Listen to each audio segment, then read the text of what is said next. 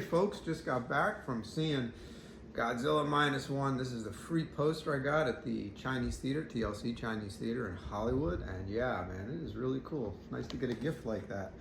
I have to really give this movie a big time thumbs up. I'm a huge Godzilla fan since I was a little kid when they used to air on TV. And Terror of Mechagodzilla was my favorite and probably still is my favorite.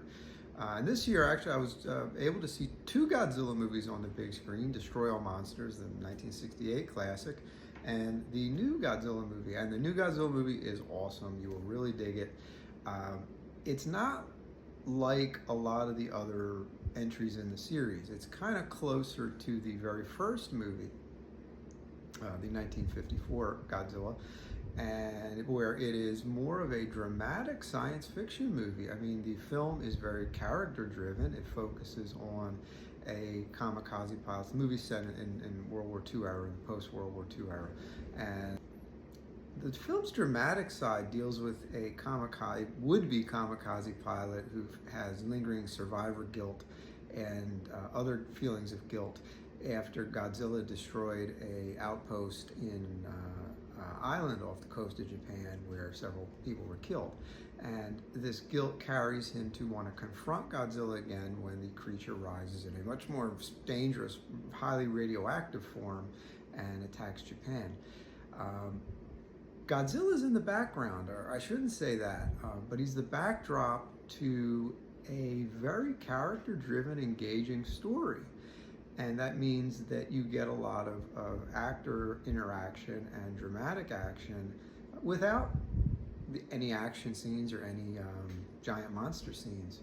And that's good because it's engaging. And then when Godzilla does show up and the action scenes start unfolding and Godzilla's mayhem unleashes, it's motivated, and it carries kind of an underlying dramatic element to it that makes it more engaging.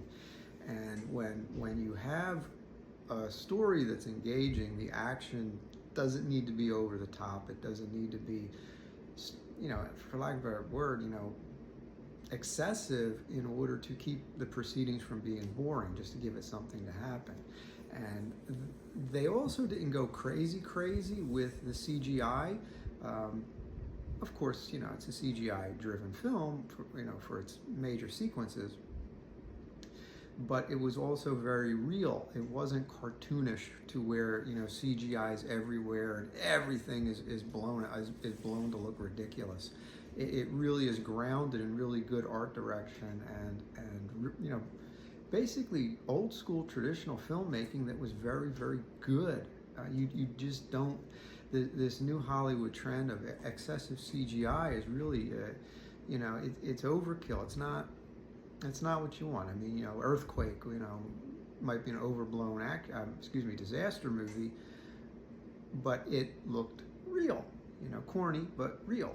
Now, Godzilla -1 is certainly not corny. I wouldn't call it that by any stretch of the imagination. It's extremely well written. It's a really cool movie.